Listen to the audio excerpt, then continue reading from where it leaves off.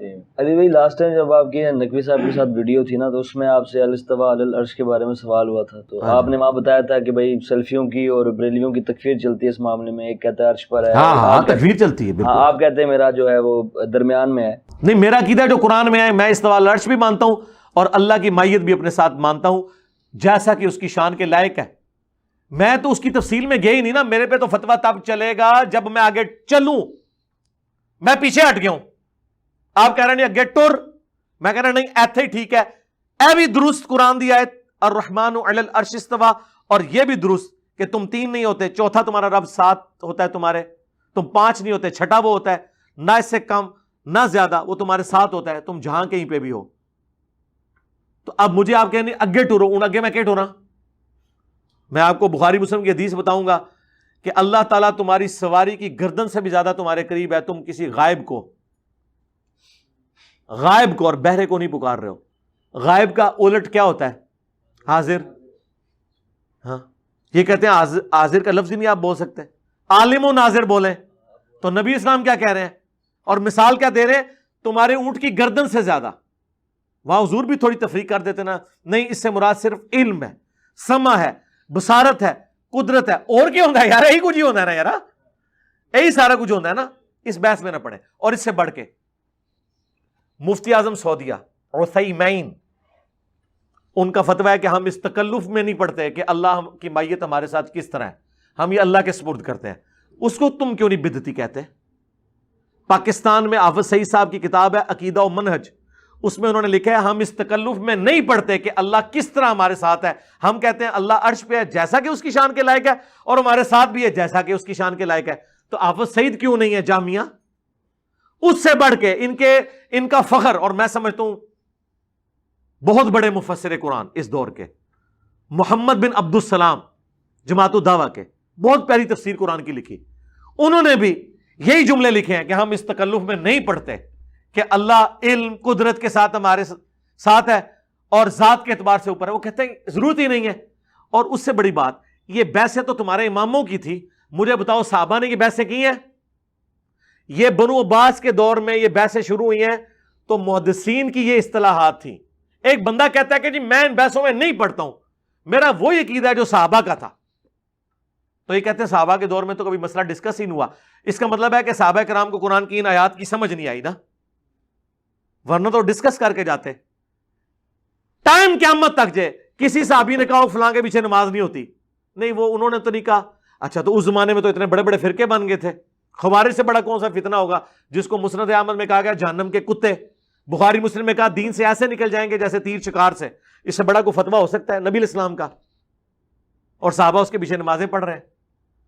نہیں، وہ صحابہ کو پھر سمجھ نہیں لگی ہوگی نا. پھر تو یہی مطلب ہے جو بعد میں احمد بن حنبل کو سمجھ آ گئی ہے، ہاں، یا ابن تیمیہ کو سمجھ آ گئی ہے. اپنے امام اپنے کول رکھو، ٹھیک ہے. سلف دی رٹ چھڈو، سلف صحابہ ہیں. اگر صحابہ کے دور میں فتنے اٹھے اور انہوں نے ان فتنوں کے اگینسٹ کو فتوے نہیں لگائے تو سرکار اپنے فتوے اپنے پاس رکھیں. ہم ان کے کوئی ہمیں دوس لگاتے ہیں، بھائی دوس ہمیں لگائیں خلفائے راشدین کی، صحابہ کی، اہل بیت کی.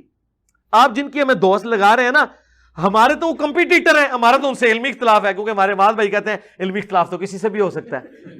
اگر کوئی مجھے کہ احمد بن حنبل یہ کہہ رہے ہیں تو احمد بن حنبل کی دوست میرے پہ کیوں؟ میں تو اسے اپنا کمپیٹیٹر سمجھتا ہوں اس مسئلے میں. میں کہتا ہوں کہ اس نے قرآن و حدیث کے تحت یہ بات غلط کی ہے. اور یہ وہ جملے ہیں جو ڈائریکٹ ڈاکٹر طاہر القادری صاحب نے بولے تھے. ڈاکٹر طاہر القادری صاحب کا نا حنفی مسئلے میں اختلاف ہو گیا نا، تو لوگوں نے ان کو لا کے نا احناف کے بڑے بڑے ائمہ کے فتوے پیش کیے. انہوں نے کہا میں تو ان سارے ائمہ کو غلط سمجھتا ہوں اس مسئلے میں، مجھے ان کے فتوے کیوں دکھا رہے ہو؟ میں تو ان کو اپنا کمپیٹیٹر سمجھتا ہوں، پرانے ہونے کی وجہ سے مجھے دوست لگاؤ گے.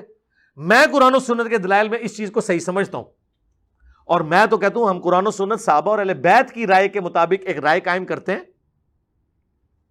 آپ ہمیں وہاں سے کوئی رائے لے کے بتائیں خلفائے راشدین سے، پھر ہم آپ کو مانیں گے. آپ بعد کے لوگوں کی ہمیں دوست لگا رہے ہیں تو ہم تو کہہ رہے ہیں کہ کام ڈالا ہے انہوں نے، ہم نہیں مانتے ان کے فتووں کو. میں کیسے مان لوں؟ یہ تو بات غلط ہے نا. میں کیسے مانوں؟ میں سمجھتا ہوں کہ وہ بھی کسی اعتبار سے، یعنی آپ سمجھ لیں سنی شیعہ کنفلکٹ کی وجہ سے اجتہادی خطا ہوگی ان سے، یہ کہہ لیں. یعنی امام ترمذی کو آپ دیکھیں، اللہ تعالیٰ ان کو معاف کرے، انسان تھے.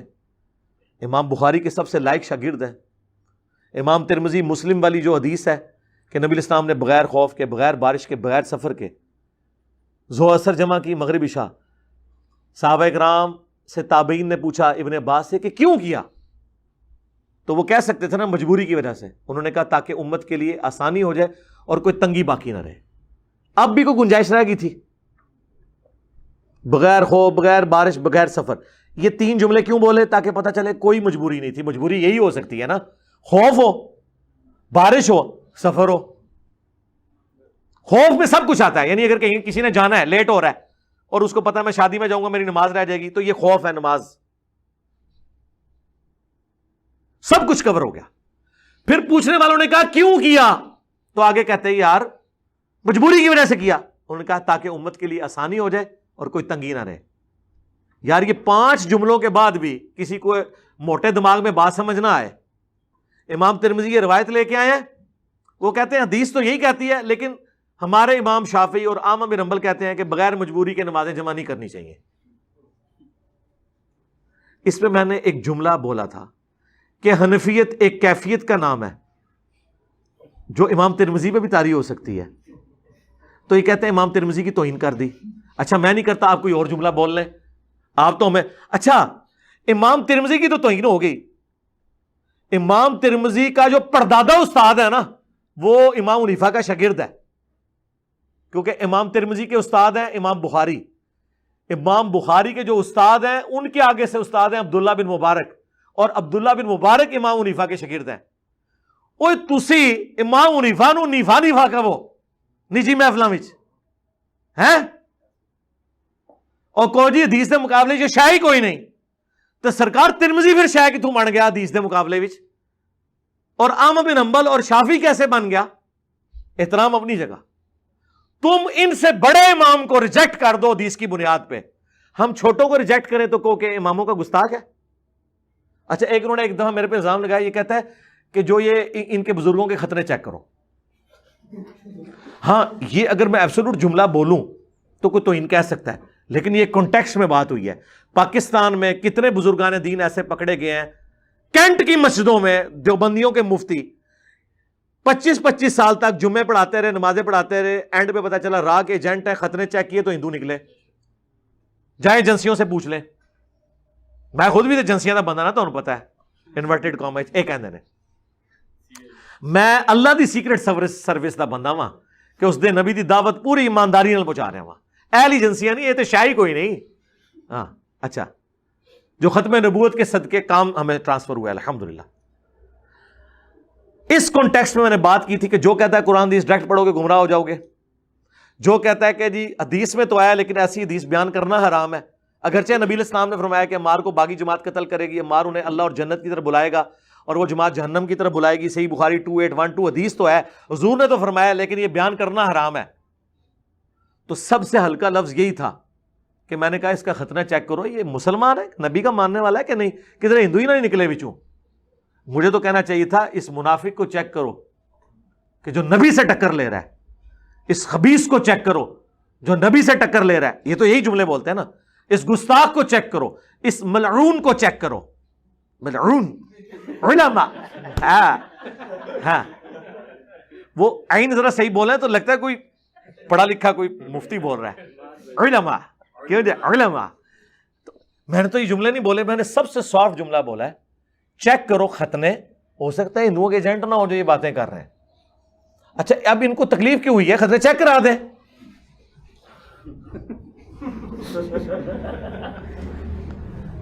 ہو سکتا ہے نہ ہوئے ہو، میں ان کو ڈر لگ رہا ہے. ٹھیک ہے نا. تو یار بات یہ خدا کے لیے، اب یہ اس کانٹیکسٹ میں بات ہوئی اور ایبسولوٹ ایک جملہ اٹھانا کہ کہتا ہے انہیں خطرے چیک کرو، انہیں خطرے چیک کرو.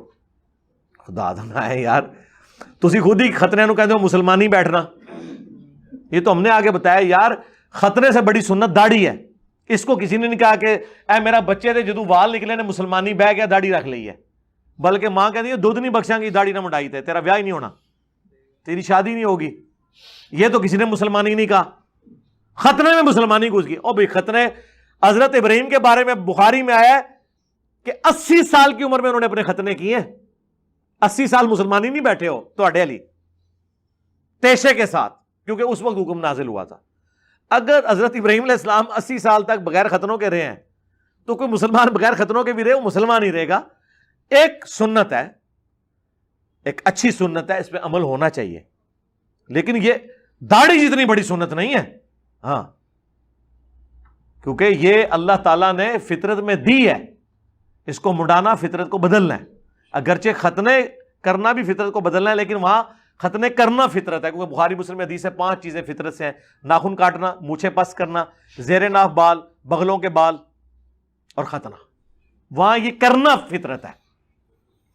اس طرح جملے پکڑتے ہیں, میں نے ہمیشہ ریبٹل کیا ہوتا ہے, اسی لیے میں نے کہا ہے اچھا مجھے بتائیں آج تک کوئی میرا چھوٹا کلپ آیا ہو تو میں نے اپنے اسٹوڈنٹس کو کہا تھا YFIR کویسٹ ان لاہور ہائی کورٹ, اس میں میں نے سارے اصول بتائے تھے. جو آپ کو کلپ بھیجے اس کو کہ یار یہ کلپ آپ نے بھیجا ہے اچھا ہے اس گمراہ کے بارے میں, یہ ذرا پوری ویڈیو بتاؤ کہ کس میں سے کاٹا ہے. ٹائم قیامت تک جے وہ پوری ویڈیو ملنی ہی نہیں کسی کو, کیونکہ کاٹی ہوئی ہے. جس نے کاٹی ہے اس شیطان کا تو آپ کو ٹریس کرنا بڑا مشکل ہوگا, اور وہ آپ کو دے گا بھی نہیں, کیونکہ اسے پتا ہے کہ پوری بات اسے پتا چل جائے گی. اچھا اب میں آپ کو اپنے حق پہ ہونے کی نشانی بتاؤں. ہمارے کسی اسٹوڈنٹ نے کبھی کسی عالم کا ادھورا کلپ کاٹ کے اپنا لقمہ اس کے منہ میں ڈالا ہے؟ یعنی کوئی اگر مفتی کہہ رہا تھا کہ کوا حرام ہے اور میرے اسٹوڈنٹ نے کہا ہو کہ کوا اگر چند دن کے لیے باندھ دیا جائے, دانے کھلائے جائیں تو وہ حلال ہے, اپنی آواز میں اس نے یہ بھر دیا ہو, میں ذمہ دار ہوں. تو کیا ہے کوے دا, انہیں تیرا کلپ لایا, آؤٹ آف کنٹیکسٹ نہیں لایا, ٹھیک ہے نا. وہ شاید بھائی وہ کوا لبا ہے جڑا حلال بھی ہوندا ہے. ٹائم قیامت تک جے انہوں کہہ دو, ہاں وہ کہنا کوا لال بھی ہوتا ہے, بعض کوے لال ہوتے ہیں. یار یہ ہمارے حق پہ ہونے کی دلیل ہے کہ ہمیں کسی مولوی کو ڈی فیم کرنے کے لیے یا اس کی اصلیت لوگوں کو بتانے کے لیے آؤٹ آف کنٹیکسٹ چیز بتانی نہیں پڑتی, پورے کنٹیکسٹ کے ساتھ پورا پیج شیئر کرواتے ہیں. اور دیکھ لیں کبھی کوئی جواب نہیں آیا جواب میاں, ہاں آیا جواب, ٹھیک ہے, نہیں وہ کرتے رہے کراندے رہے. ہاں یعنی عزت افزائی, کچھ اور نہ سمجھیو, عزت افزائی, ٹھیک ہے. تو ہم جو کچھ بتاتے ہیں ڈسپلے کراتے ہیں, آؤٹ آف کنٹیکسٹ نہیں پیش کیا. المہند کے 3 عقیدے اماد بھائی کتنے عرصے سے بیچارے چیخ رہے ہیں. ایک عالم اچھا سٹارٹ کرتے ہیں نا, وہ کہتے ہیں ہمارے پاس ٹائم نہیں ہے, اور ادھا گھنٹہ گپا مارتے رہتے ہیں جناب, لیکن آیت حدیث ایک بھی نہیں پیش کر دے. او مامو مامو پارٹی ایک آیت پیش کر دو, نہیں ہے. ٹائم قیامت تک جے. اس کا مطلب ہے کچھ نہیں ہے, اس کا مطلب ہے اللہ کے فضل سے ہم نے کبھی کسی کا ادھورا کلپ نہیں کاٹا, اور یہ ہمارے حق پہ ہونے کی دلیل ہے. اور ان کے باطل کے یہ ڈی فیم کرنے کے لیے آدھے کاٹتے ہیں, لیکن دیکھیں لوگوں کو تو ٹینشن ہوتی ہے آدھے کلپوں سے کہ میری بدنامی ہوگی. میں بھی بعض اوقات سوچتا ہوں یہ چیز, لیکن میں کہتا ہوں یا اللہ اس شر میں سے خیر نکالنا. تو دیکھ لیں سارے خیر نکلے ہیں. آپ کو بھی نیگیٹو تعارف ہوا ہے, کوئی بندہ ہے جو کہ جی منو ماشاءاللہ میرے ابا جی نے کیا بات ہے, اے نو سن بچا, ہاں سن دیا ویکھیا تے ڈانٹیا ضرور ہے, ہاں اس طرح نہیں ہویا. تو یار خدا کے لیے حق کی پاور کو سمجھیں. یہ اس سے بڑی کیا سچائی ہوگی کہ آؤٹ آف کنٹیکسٹ کو بات ہی نہیں ہم کرتے, کلپ لگا دیتے ہیں.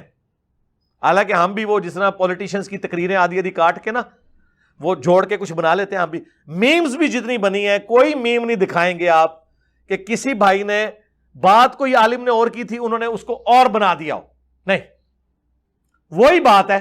ہاں اس کے اوپر کامنٹس ایڈجسٹ کیے, لیکن یہ نہیں ہوا کہ اس کو کٹنگ ایسے کریں کہ وہ اپوزٹ سنائی دے نا, یہ تربیت ہی نہیں. وہ تسی اتنا بلنڈر مارے نے کہ سانو یہ کرنے کی ضرورت ہی نہیں ہے. ساڈے کو صاف ستھرا اتنا مواد ہے کہ وہی نہیں مکتا, عمر نو بھی مل جائے. تو ہمیں کیا ضرورت ہے کہ ہم مطلب جس طرح ہمارے پاس صحیح حدیثیں اتنی ہے کہ ہمیں ضعیف روایتوں کی ضرورت ہی نہیں ہے دین سیکھنے کے لیے. یہی ہم پڑھ لیں 15,000 حدیثیں تو بخاری مسلم میں, تو کتنا ٹائم چاہیے اس کے لیے. اور